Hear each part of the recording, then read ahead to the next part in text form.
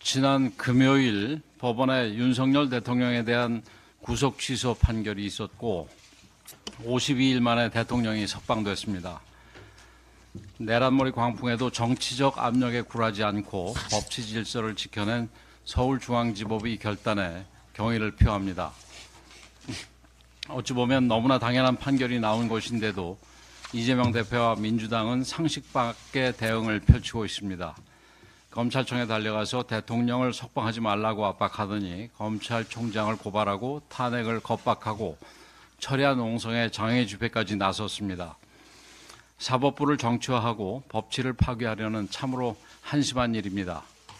검찰총장의 석방 지휘는 법원의 결정에 따른 당연한 조치인 만큼 이런 무도한 행위를 즉각 멈춰야 합니다. 특히 이재명 대표는 검찰의 산수 잘못 운운하고 있는데 이 대표의 국어 능력에 상당한 심각한 문제가 있어 보입니다. 법원은 구속기간 계산만을 문제로 지적한 것이 아닙니다. 공수처의 내란죄 수사 권한에 법적 근거가 없다는 점을 지적하면서 내란몰이에 의해 자행된 불법 위법 수사 전반에 제동을 건 것입니다. 판결문을 읽어보면 충분히 알 수 있는데도 이런 주장을 하는 것을 보면 아예 판결문을 읽어보지 않았든지 읽고도 이해를 못하는 것이든지 그게 아니라면 알면서도 억지를 부리고 우기는 것입니다. 민주당에도 율사 출신 의원들이 꽤 있는 걸로 아는데 이재명 대표에게 판결문 내용을 제대로 좀 알려주기 바랍니다. 또한 이재명 대표는 정작 판결을 내린 법원에 대해서는 한마디 말도 못하면서 주구장창 검찰만 공격하고 있습니다. 본인 재판이 코앞에 있으니 겁이 나서 법원에는 감히 말도 못 꺼내고 검찰에 대해서는 시대착오적인 음모론까지 들고 나오고 있습니다. 한심한 일입니다. 또 이재명 대표는 헌재 판단에 아무 영향을 안 줄 것이라고 주장하는데 본인의 희망사항을 사실인 것처럼 말하고 있습니다. 헌법재판소가 법적 논란에도 피의자 신문조서, 수사 기록 등을 증거로 삼은 만큼 수사의 부당성을 지적한 이번 판결을 헌재도 당연히 살펴봐야 할 것입니다. 헌재의 올바른 판단이 있을 걸로 기대합니다. 지금은 국민을 선동할 때가 아니고 차분하게 민생을 살피면서 헌재의 판결을 기다릴 때입니다. 헌법재판관들은 야당의 초헌법적 주장에 흔들리지 않고 각자의 양심과 소신, 법리적 판단에 따라 올바른 결정을 내려야 할 것입니다.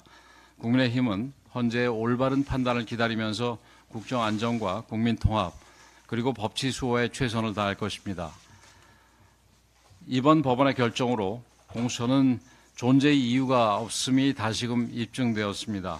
법원은 공수처의 내란죄 수사에 대해 사실상 법적 근거가 없다고 판단했습니다. 공수처는 수사권도 없이 공명심만 쫓아 무리하게 수사를 진행했고 민주당에 동조하며 권력에 줄을 서는 행태를 보였습니다. 특히 대통령의 체포, 조사, 구속 과정에서 저지른 일련의 불법 행위들은 수사기관이 아니라 범죄 집단을 연상시킬 정도였습니다. 공권력을 행사하는 기관이 법적 정당성을 갖추지 못한다면 이는 조직폭력배와 다를 바가 없습니다. 단연 앞권은 영장 쇼핑입니다. 공수처가 대통령을 단독 피의자로 적시한 압수수색 영장을 중앙지법에 청구해서 발부받았던 사실이 확인됐습니다. 중앙지법 영장은 형사소송법 제110조 준수, 책임자 승낙, 임의 제출 등을 담은 법치주의에 충실한 영장이었습니다.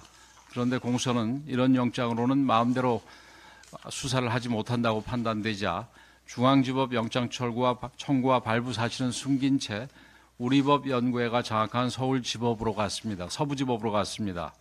그리고 서부지법은 형사소송법 제110조, 111조를 제외한다는 기상천외한 압수수색 영장을 발부해 주었습니다. 처음부터 끝까지 위법, 탈법, 불법의 릴레이였고 이를 감추기 위해 일부 자료를 빼다가 영장 일련 번호가 누락됐다는 의혹까지 제기되었습니다. 오동훈 공수처장은 더 이상 수사기관의 수장이 아닌 국민을 속인 범죄 혐의자이며 명백한 수사 대상입니다.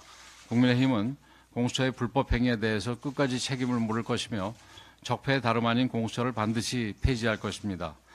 그런데도 민주당은 공수처의 불법과 우리법 연구회 판사들의 일탈에 대해서는 이런 반구조차 없습니다. 민주당, 공수처, 우리법연구회로 이어지는 사법 카르텔의 정황입니다. 반법치, 반헌법 세력은 바로 민주당과 그 동조자들입니다. 누가 내란 세력이고 범죄 집단인지 국민이 똑똑히 보고 계십니다. 국민의힘은 법치주의에 대한 공격을 막아내고 대한민국의 자유민주주의를 반드시 지켜낼 것입니다. 오늘 10일부터 한미연합훈련이 실시됩니다. 우리 국민과 나라를 지키기 위한 자위적이고 방어적인 훈련입니다. 그런데도 북한 정권은 고장난 레코드판처럼 비난과 위협을 반복하고 있습니다. 북한 김정은 정권에 강력히 경고합니다. 이번 훈련을 빌미로 도발할 경우 한미연합군은 결코 좌시하지 않을 것이며 잘못된 선택이 독재 정권의 종말로 이어질 수 있음을 명심해야 할 것입니다. 이처럼 중요한 훈련을 앞두고 지난 6일 포천에서 전투기가 민가에 폭탄을 투하하는 사고가 발생했습니다.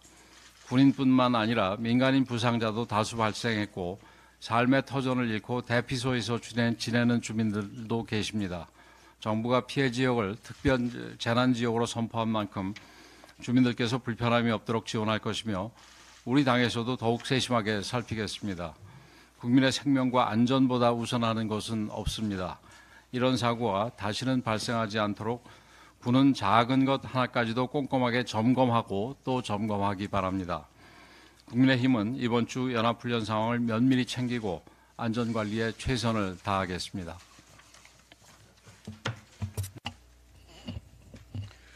윤석열 대통령이 석방되자 야당 인사들은 공공연히 내전을 들먹이며 공포 분위기를 조성하고 있습니다. 급기야 이재명 세력은 대통령 탄핵 심판 선고까지 매일 국회에서의 철야농성, 장애 탄핵 촉구 집회에 참석하는 비상행동체제에 돌입하였습니다.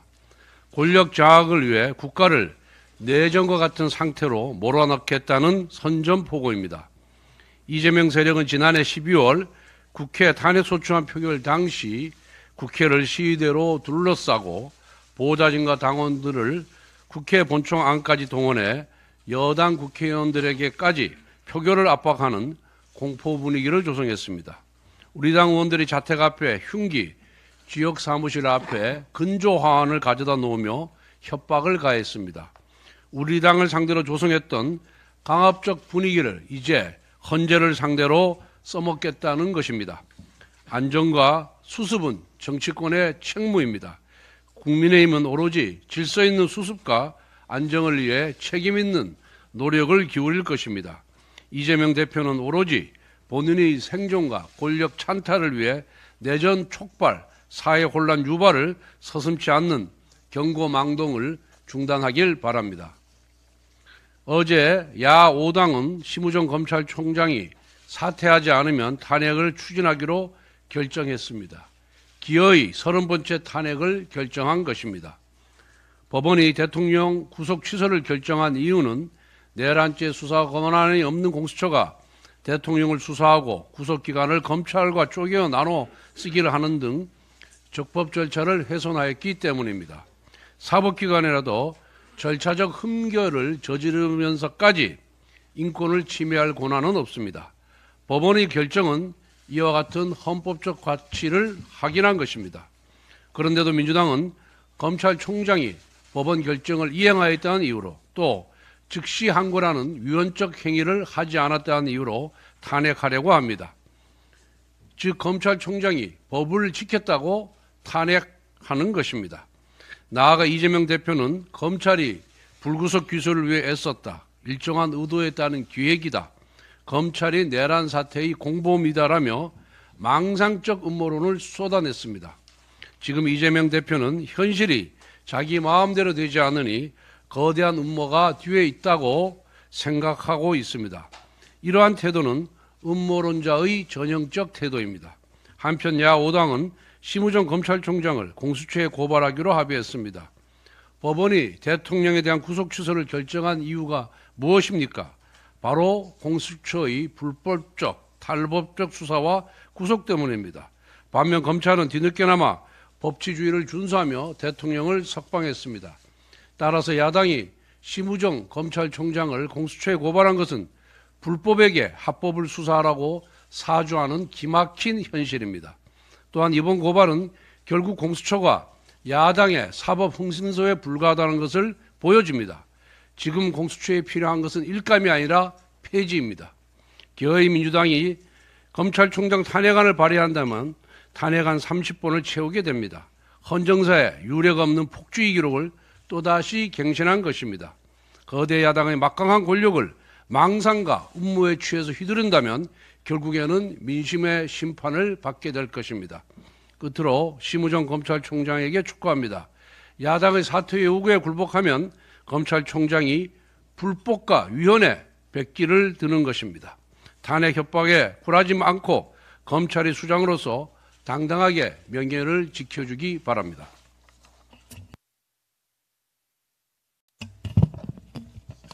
예. 오늘은 세 번째 맞는 국정협의회가 예정되어 있는 날입니다. 국회의장실에서는 아직까지 국정협의회와 관련된 특별한 동향이 없다고 했으며 예정대로 개최될 것으로 예상하고 있습니다. 윤석열 대통령에 대한 사법부의 석방 결정 등을 이유로 시급한 국정 현안을 논의하는 국정협의회의 참석 여부와 연계되는 협량의 정치가 있어서는 안 되겠습니다. 상속세에 대해서 한 말씀 드리겠습니다.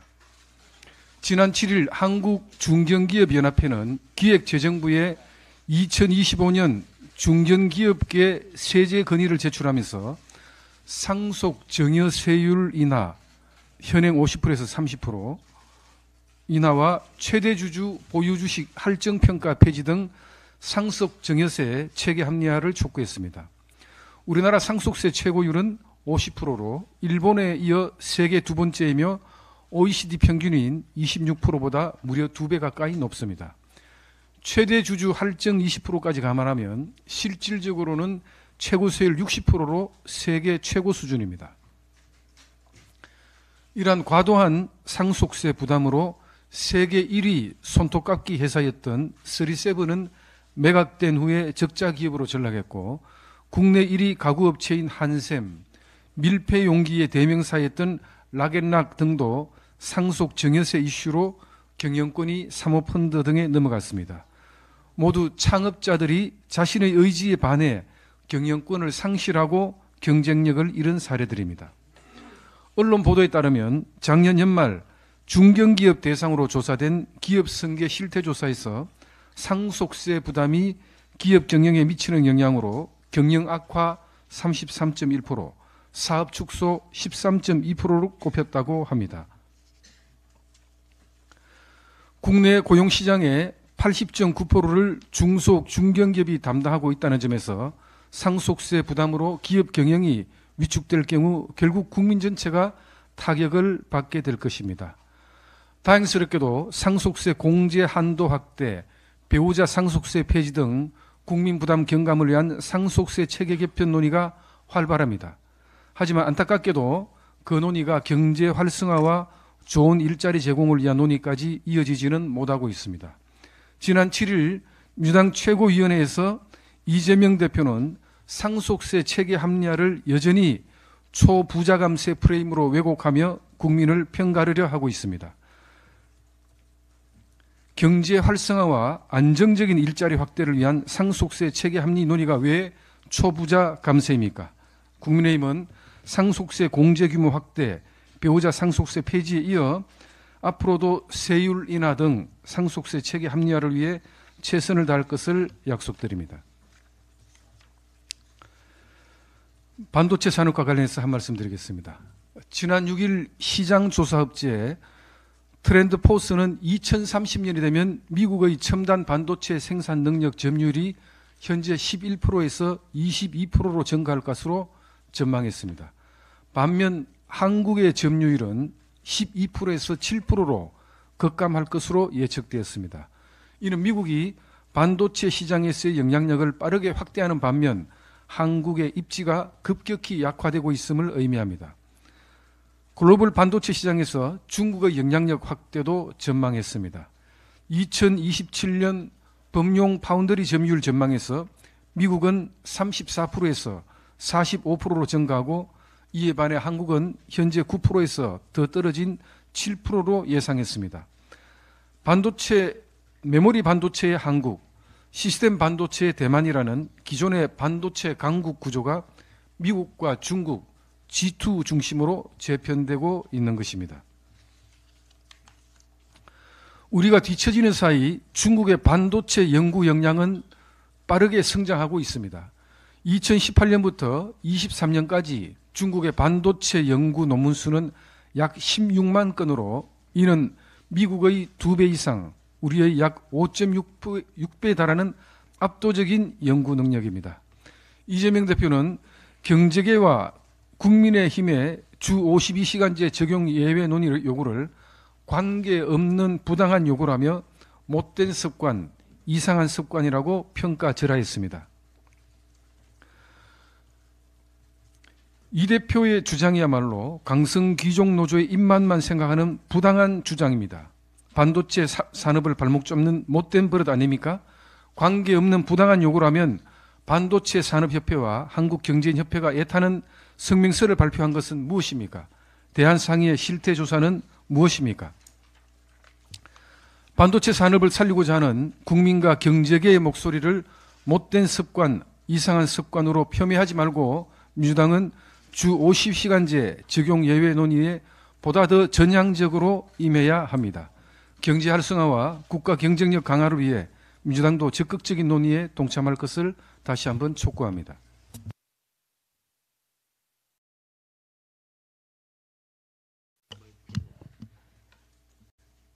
형사 피고인 이재명 대표가 지금껏 대통령이라도 됐냐 무소 불의의 힘을 과시하며 정령군 행사를 하다가 지난 7일 윤석열 대통령에 대한 구속 취소가 결정된 이후에 이제는 다시 광장시위로 선동으로 국민 분열을 핵책하고 있습니다.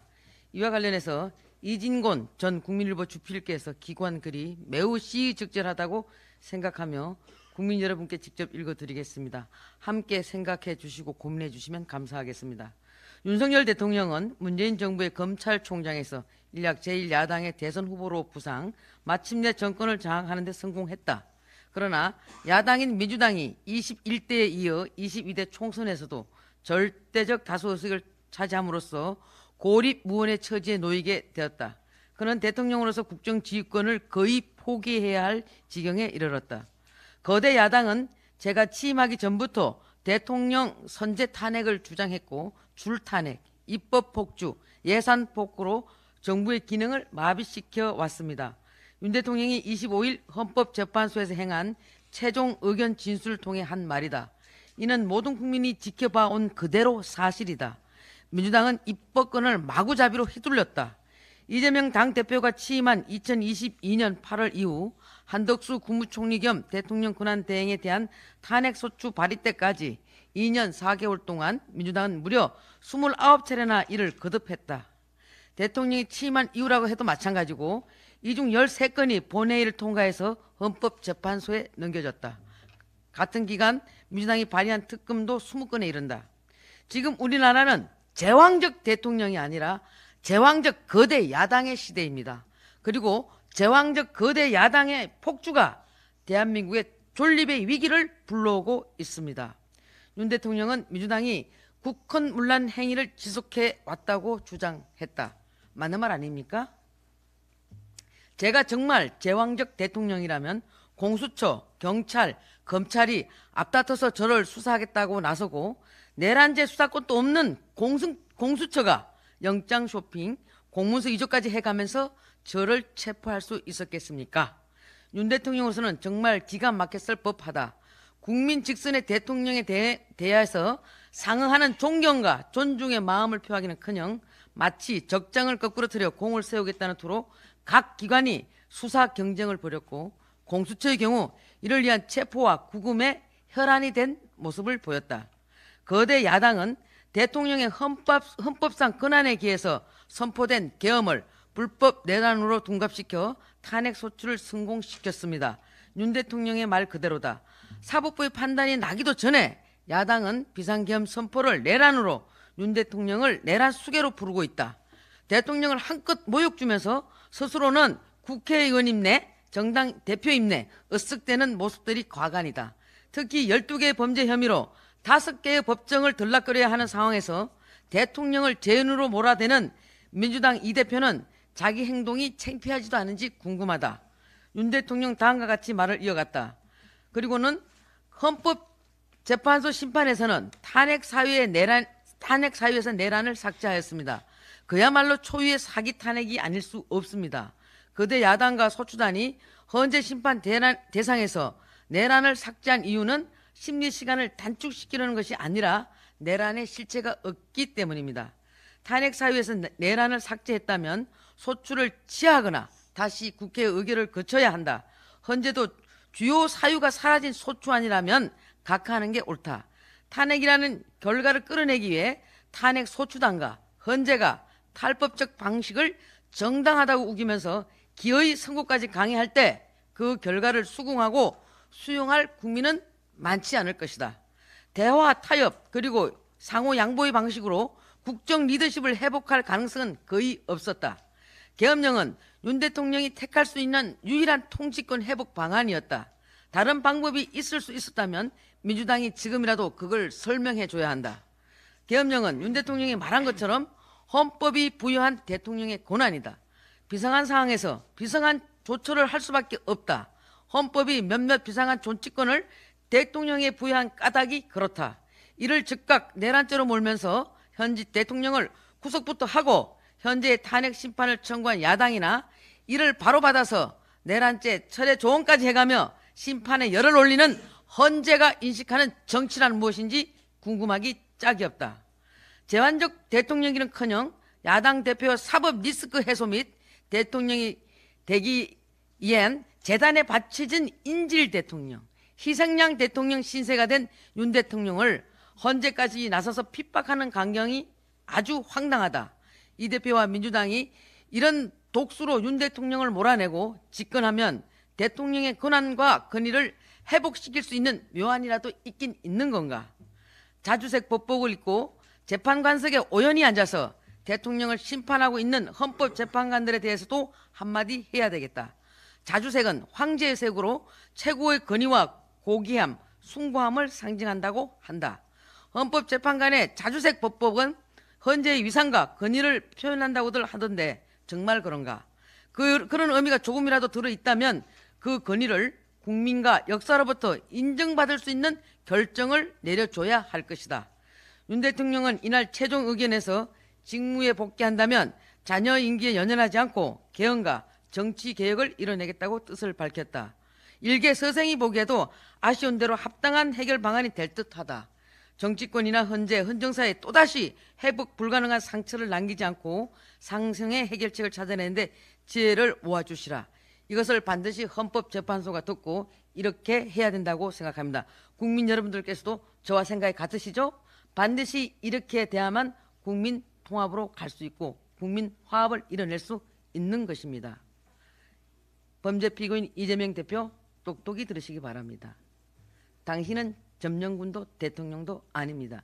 그저 범죄 피고일 뿐입니다. 이상입니다. 네, 비상대책위원 최영두입니다. 오늘 국회에서 한미의원연맹이 출범합니다. 한미동맹은 2차 대전 이후 미국이 우방국가와 맺은 동맹 중에 가장 모범적인 동맹이었습니다. 올해 2차 대전 종전 80주년, 대한민국 광복 80주년, 한미동맹 속에서 두 나라는 지난 80년간 아시아에서 자유민주주의, 시장경제 공동 번영 기반을 만들어 왔습니다. 대한민국은 2차 대전 이후 독립국 중에서 식민지 폐허를 딛고 선진국으로 도약한 유일한 나라이자 서방 선진 7개국 정상회의 G7 가입 논의가 진행될 만큼 글로벌 중추국가로 발돋움했습니다. 지금 트럼프 행정부 출범, 러시아 우크라이나 침공, 북한의 핵위협 강화, 중국의 대국 굴기 속에서 한미동맹과 동북아는 새로운 도전에 직면해 있습니다. 세계 평화와 동북아 안정과 공동 번영을 이루어야 할 중요한 업무가 대한민국과 미국 양국의 한미의원연맹에 주어졌습니다. 한일의원연맹, 한중의원연맹이 한중 관계의 경랑 속에서도 두 나라 국민을 이어주는 교량이 된 것 이상으로 한미의원연맹은 동아시아, 인도태평양 그리고 유럽 대륙에까지 자유민주주의 등불이 되도록 최선을 다할 것입니다. 윤석열 대통령이 석방되었습니다. 이제 이재명 민주당에게 묻습니다. 누가 누굴 탓합니까? 수사권 없는 공수처가 적법 절차를 위반하며 위법적 증거 수집에 탑을 쌓아가도록 밀어붙인 사람들은 누구입니까? 금수완박으로 검찰과 공수처의 내란죄 수사권을 박탈한 사람들이 누구입니까? 수사권이 있는 경찰 국가수사본부에서 조사받도록 해달라는 윤 대통령의 호소를 걷어찬 사람들이 누구입니까? 대통령을 내란 수괴로 탄핵 소추하고 정적 헌법재판소에서는 내란죄 소추를 철회한 사람들은 또 누구입니까? 선거법 재판의 재판 시한 1심 6개월, 2심 3개월, 3심 3개월을 무한 연장하며 법원의 적법 절차를 무너뜨리고 있는 사람은 누구입니까? 이재명 민주당은 헌법재판소를 급박할 것이 아니라 이제 이재명 대표의 선거법 재판을 법정 시한대로 빨리 해달라고 법원에 촉구하지 않겠습니까? 누가 법치주의를 허물고 있습니까? 이재명 민주당의 국민들이 묻고 있습니다. 지난 6일 경기도 포천시 이동면 노곡리에서 발생한 전투기 오폭 사고는 있어서도 안 될 일이며 상상조차 하지 못한 일이었습니다. 이 자리를 빌려 부상당한 주민들과 군장병 여러분의 쾌유를 기원하고 삶의 터전을 잃은 주민들이 안전하게 귀가할 수 있도록 우리 국민의힘과 정부가 모든 노력을 다하겠다는 말씀을 드리겠습니다. 또 신속하게 특별재난지역을 선포한 최상목 대통령 권한대행께 포천 시민을 대표해 감사의 말씀을 드립니다. 노곡리를 비롯한 경기 북부 및 강원 북부 접경 지역은 군사시설과 민간 주거지가 공존하는 지역이며 남북 대치 상황의 천병에 위치한 평화 안보 지역입니다. 포천 지역에는 승진훈련장 외에 모두 7곳의 화력시험장이 있습니다. 이번 이동면 노곡리뿐만 아니라 영중, 영북, 창수, 관인면 등 곳곳에서 최근 10년간 발생한 유탄 및 도비탄 사고로 인한 피해는 총 29건에 달하며 민간 피해가 지속적으로 발생되고 있는 상황입니다. 따라서 이번 사고는 그동안 방치되어 온 군사훈련 중 민간 피해 상황이 대형 사고로 터진 것이라고 볼 수 있습니다. 저는 이틀 전 사고 현장에서 이번 사태와 관련해 3가지 수습 방안을 말씀드린 바 있습니다. 첫 번째는 군사훈련 중 민간 피해 보상 및 배상에 대한 특별법 제정입니다. 이 법은 이번 사건에만 국한되는 특별법이 아닙니다. 현재의 국가배상법은 절차가 너무 복잡하고 느리며 피해에 대한 배상에 대한 한계가 있습니다. 보다 신속하고 적극적인 지원을 통해 우리 군에 대한 국민의 신뢰를 회복할 필요가 있습니다. 둘째는 이번과 같은 실수가 다시는 반복되지 않도록 철저한 안전검증 시스템을 만드는 것입니다. 저는 이번 사고에도 불구하고 대한민국 공군을 믿습니다. 대신에 요구합니다. 좌표 입력 시 군사지역과 민간지역을 구분하는 등 2중 3중의 안전을 검증하는 시스템이 설치될 수 있도록 개선책을 마련해 주시기 바랍니다. 셋째로 각종 군사훈련과 중첩규제로 피해를 입는 접경지역에 대한 과감한 지역회생 정책이 필요합니다. 경기 북부와 강원 북부 접경지역은 오랜 기간 안보를 위해 지역 발전의 기회를 박탈당해온 안보 희생지역입니다. 이번 사태로 접경지역에 대한 국민의 인식과 주민들의 삶은 더 어려운 처지에 놓였습니다. 정부와 군 당국이 군사시설 인근 지역을 매입하거나 아니면 민군 상생 발전의 비전을 제시해 주시기 바랍니다. 정부가 경기 북부 접경 지역의 일방적인 안보 희생과 수도권 중첩 규제를 당연시 하지 않는다면 경기 북부 접경 지역의 평화경제특구 지정과 남북협력기금 사용, 기회발전특구 등 그동안 부당하게 방치되어 왔던 지역 회생 정책을 조속하게 시행해 주시기 바라겠습니다. 노곡리의 피해는 경기 북부의 안보 희생을 대표하고 있습니다. 더 이상 일방적인 안보 희생이 방치될 수 없으며 평화와 안보가 공존하는 민군 복합 발전의 비전이 실현되기를 촉구합니다. 이상입니다. 비상대책위원 최보연 의원입니다. 윤석열 대통령께서 52일간의 불법 구금에서 석방되셨습니다. 대한민국 사법 시스템에서 법과 원칙이 정상적으로 작동했음을 보여주는 의미 있는 결정이자 사법 질서 회복에 매우 중요한 진전이었습니다.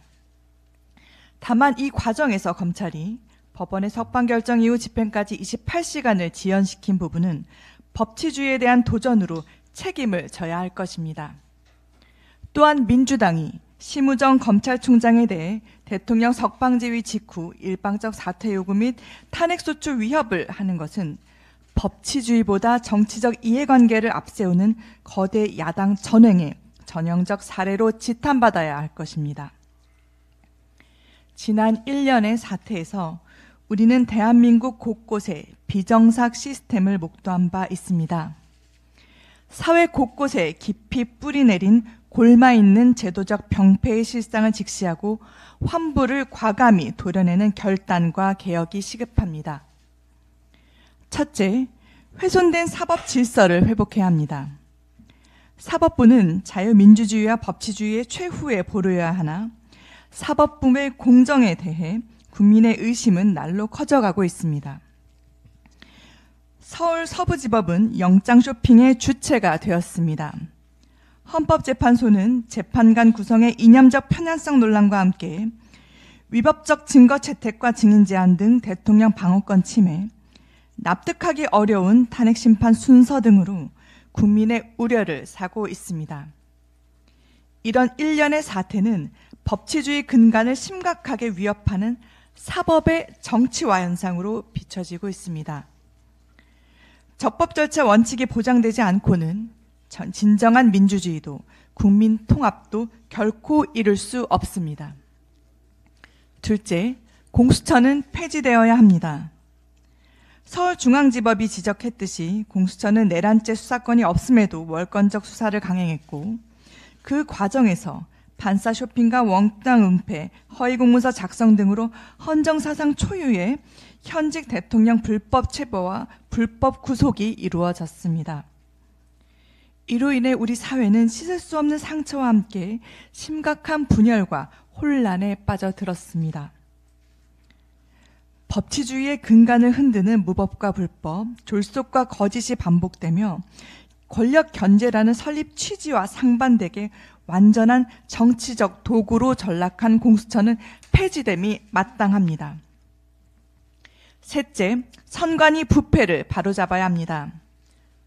공정한 선거를 관리해야 할 중추기관이 고용세습 비리와 조직적 부패로 오염되어 국민의 신뢰를 철저히 저버렸습니다.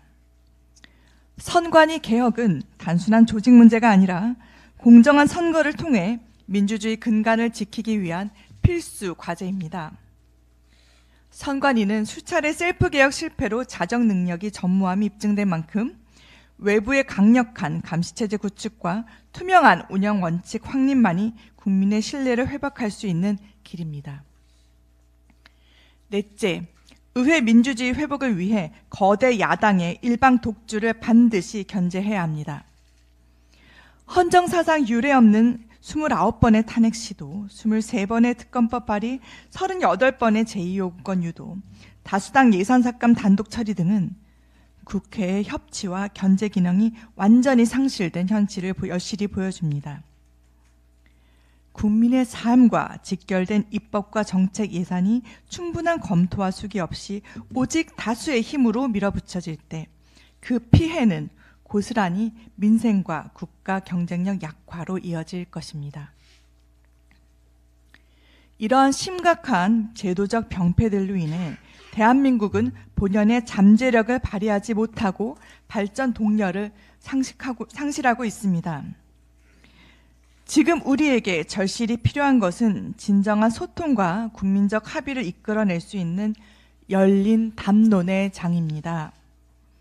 사회 각계의 지혜를 모아 위기의 본질을 정확히 진단하고 실효성 있는 해결책을 함께 모색해야 합니다. 이러한 국가적 위기를 직시하고 과감히 극복해 나갈 때 대한민국은 더 견고한 민주주의와 법치주의 토대 위에서 재도약할 것입니다. 국민의힘은 헌법 수호와 법치주의 회복, 자유민주주의 가치 수호라는 역사적 소명을 위해 치열하게 고민하고 흔들림 없이 앞장서 나가겠습니다. 이 중대한 변화의 순간에서 국민을 위해 국민과 함께 더 공정하고 강한 대한민국을 만들어 가겠습니다. 이상입니다.